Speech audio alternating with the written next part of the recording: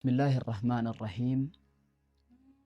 الحمد لله رب العالمين، والصلاة والسلام على المبعوث رحمة للعالمين، نبينا وحبيبنا وقرة أعيننا، عليه أفضل الصلاة وأتم التسليم. السلام عليكم ورحمة الله وبركاته. إيران كليسا يرى دبة إيمان دبلة إسلاممان مال كيس أكترت هبة warra gadaa sayyida khalqii jiraate keessaa Xufayl bin Camri Dawsii sahabticha jedhamurraa wal yaadachiisna. Xufayl bin Camri Dawsiin eenyu? Sahabtichi kun gosatti warra Dawsiiti. Abbaa gadaa ture Dawsiin keessatti. Nama namni dubbii isaarraa dhagahu, nama kabajaa qabu ture. Akka warri seenaa jedhutti okkoteen isaa ibiddarraan buutu jedhan. يطعم الجاعي بلا نyaachisa jedhan.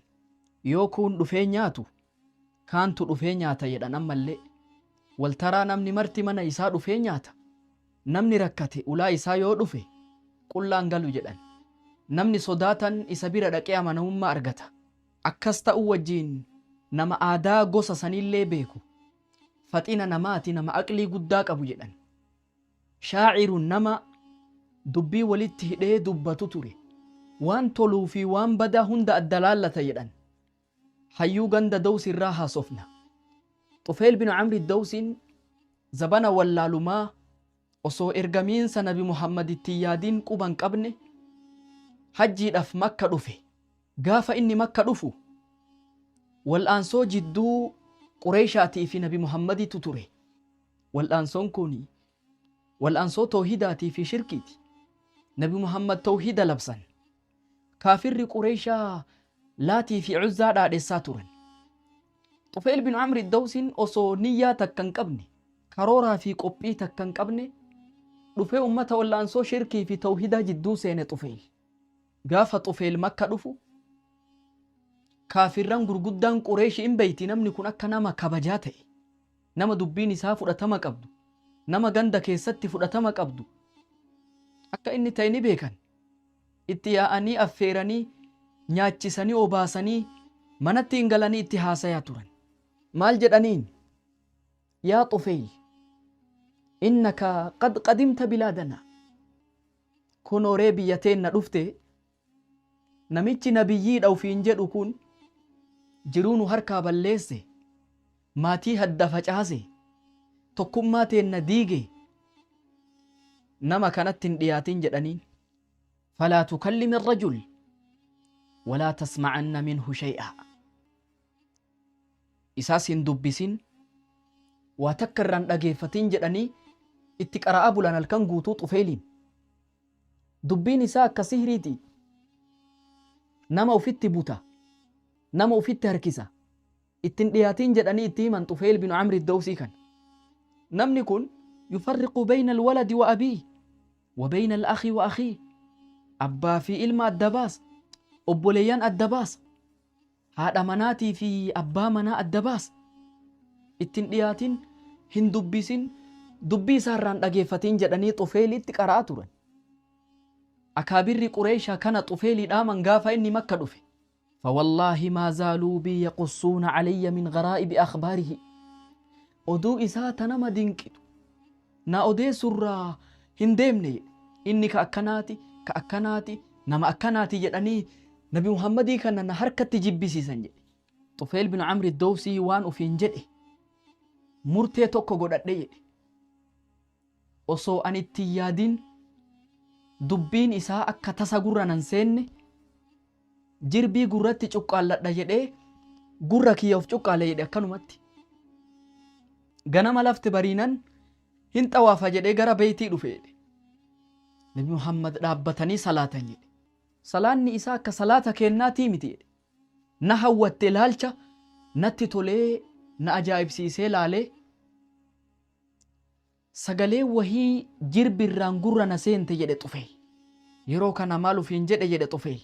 Aniin kun nama faxiina, nama aqlii qabu, nama ganda keessatti fudhatama qabu. Yoo wanni inni dubbatu gaariin ta'in ni dhiisa.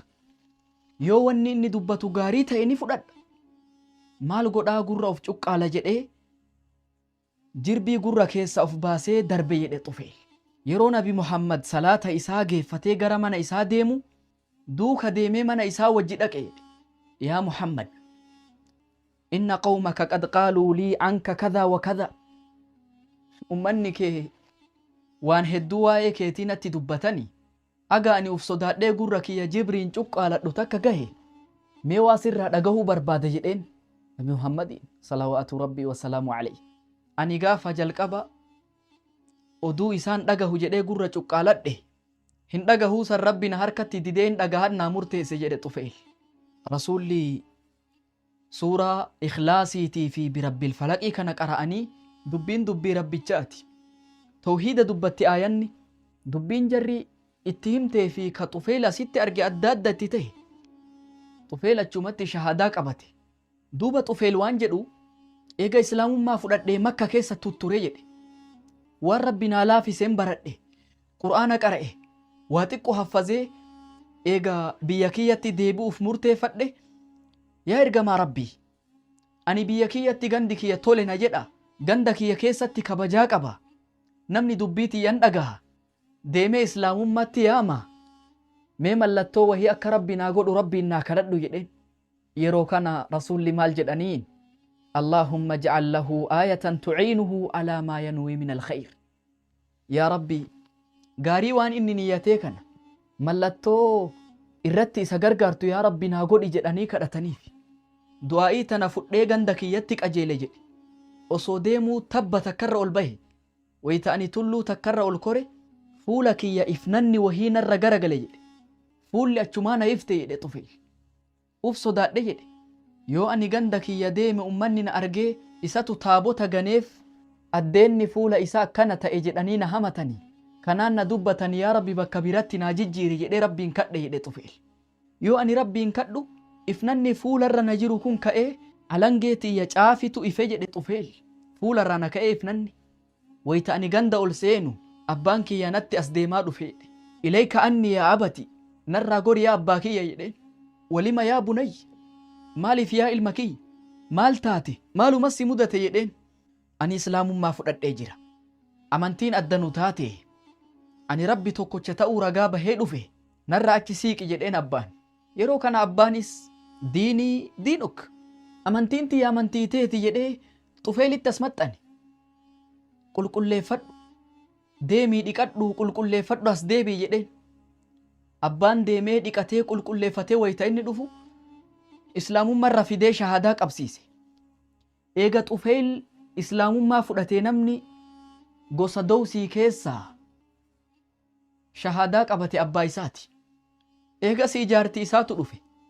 Akka dur seetee itti as deemte. Ilayka anni jedheen jaartilleen. Narraa gori jedheen. Ani amantiin addanuu baaste. Ani islaamummaa fudhadhe. Ani har'arraa rabbiin tokkocha ta'uu aqarraree jedhee jaartii ofirra ari'e. Maal taate yaa Xufeel? Amantiin tiyya amantii teeti jettee itti as maxxante jaartiin. Deemii dishararraa dhiqadhu qaama kee dhiqadhu natti as deebi jedheen. Disharaan laga wahiiti. Taabota jarri gabbartu naannawa sanirraa lagni wahii gaara jalaa burqa. Achi deemii dhiqadhu koottu jedheen. Yaa Xufeel, wayita an achi deemee dhiqatuu deemu wayi taabonni sun nutti muufataa jetteen jaartiin. Tabban laki wali disharaa jedheen. Atii fi disharaalleen qilee seena yoo barbaaddan anatu wabiisii ta'a. Mukni omaan dubbanne duudan omaa sin godhu. Deemi dhiqadhuu koottu jedhee jaartii ajaje.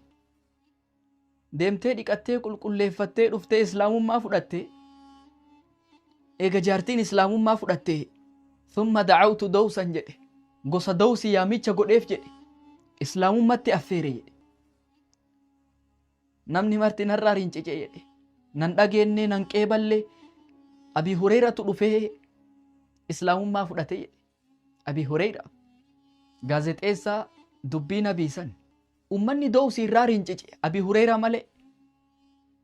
Islaamummaa fudhate Abi Hureyran harka Xufeel bin Amri Dawsitti namni Abi Hureyraa shahadaa qabsiise Xufeyl bin Camri Dawsii fi Abi Hureyran gaafa tokko wal qabatanii gara ergama rabbiititti dhaqan. Ergamaan rabbii salawaatu rabbii wasalaamu alayhi maal harkaa qabda? Haalli ganda keessanii akkami jedhanii gaafatan. Ani qalbii goggoyduu fi ummata qalbii qulfii uf duubatti dhiise jedhe. Ummata shahadaa narraa qeebaluu didi, islaamummaa narraa fudhatuu didan jedhee ergamaa rabbiititti hime. Yeroo kana rasuulli ka'anii ol dhaabbatanii wadda'atanii salaatanii harka ol qaban. Wayta rasuulli harka ol qaban Abi Hureyran hin cinqamee jedhe.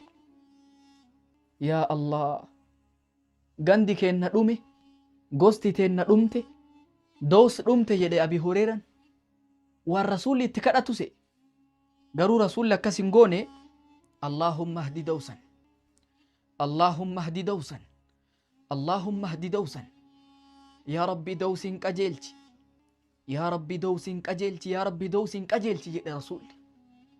Eega du'aa'ii tana godhaniifi amma deemi yaamicha godhiifi jedheen Xufeyliin. Achirraa ka'ee islaamummatti yaame Xufeyl.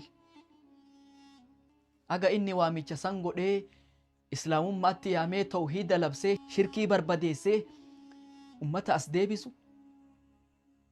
Rasuulillee hijiraa bahanii makkarraa duulli badrii dhufee, duulli uhudii dhufee, duulli khandaqii dhufee. Aga kana Xufeyl islaamummatti yaamaa ture ummata. Gaafa duula Khaybarii maatii nama 80 gahan islaamummaa qabsiisee Nabi Muhammad ittiin dhufe salawaatu rabbii wasalaamu alayhi. Haga baay'ina isaaniirraa nuti wayta lollu mirga ganda keenna qofaa dhiisi jedhaniin. Addatti ummanni Dawsii kun ummata ajaa'ibaa, ummata islaamummaaf dhaabbataa turan. Wayta duula deeman milikkata wahii qaban jarri duula jihaa mirgaa namni geggeessu ummata Dawsii kana baay'ina isaaniirraa.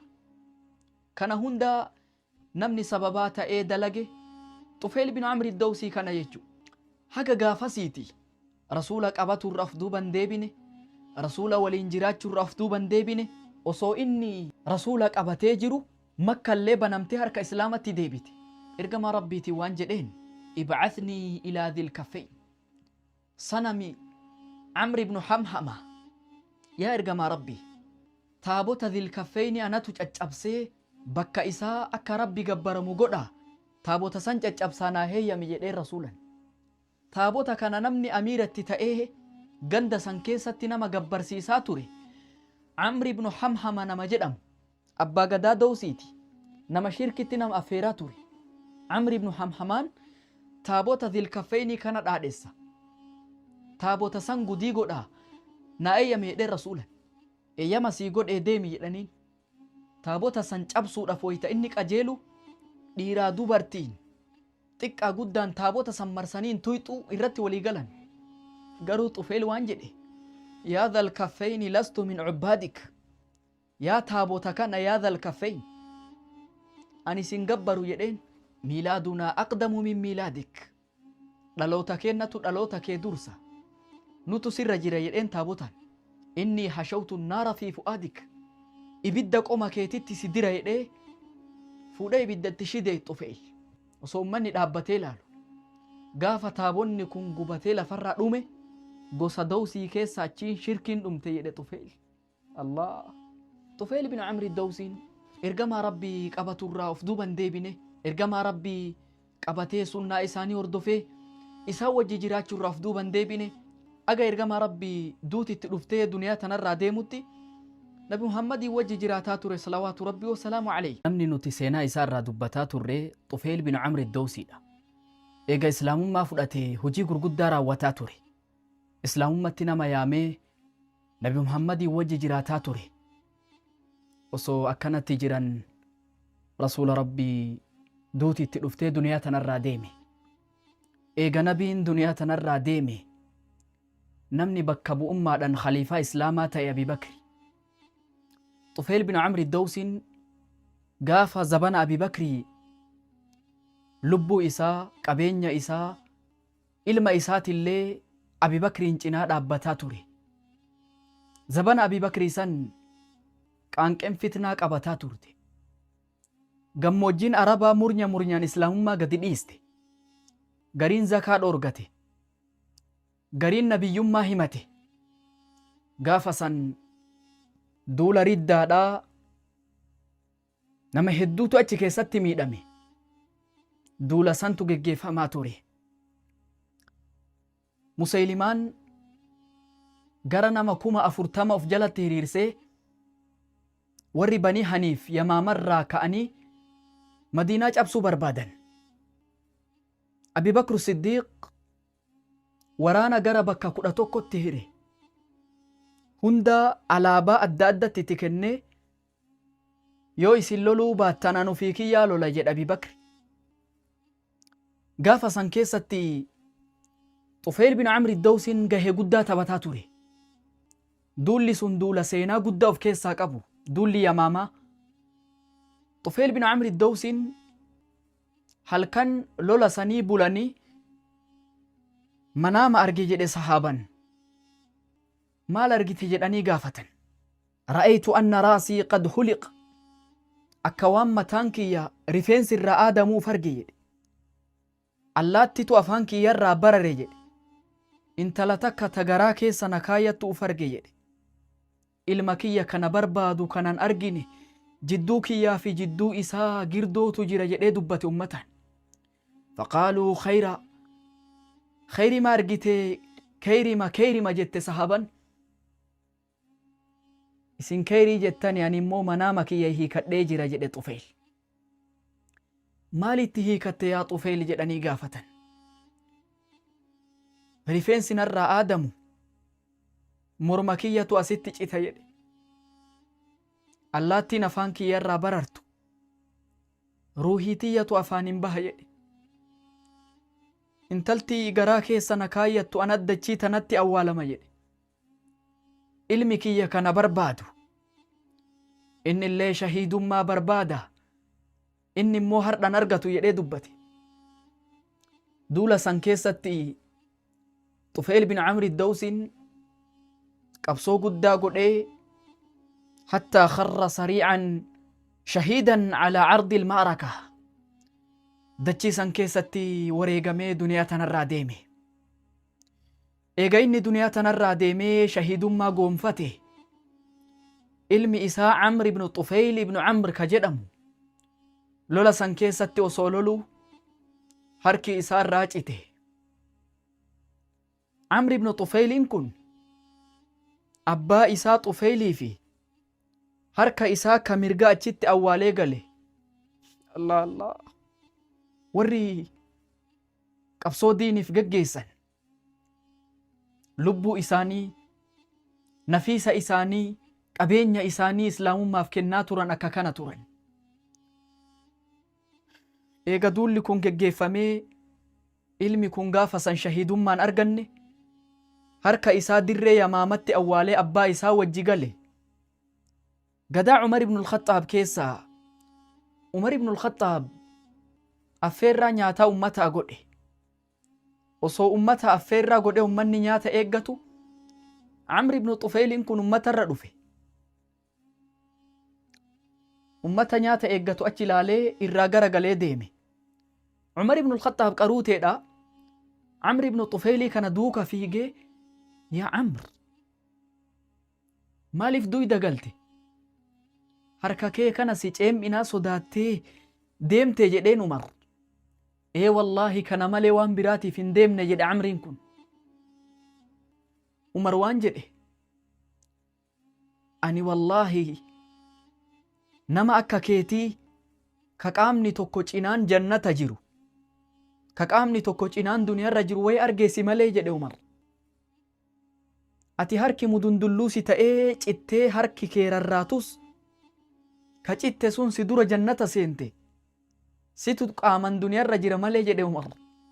Wallaahi laa adhuuqu haadha xacaam wallaahi ani nyaata kana nyaadhu jedhe Umar aga ati dhuftee harka keetiin tuyxutti. Tufayl bin Amr ad-Dawsin akka kana ture. Ilmi isaa ka isa duuba hafe kun ka gaafa san inni shahiidummaan argatu jedhee abjuu keessatti dubbate manaama keessatti dubbate sun gaafa fathii tustarii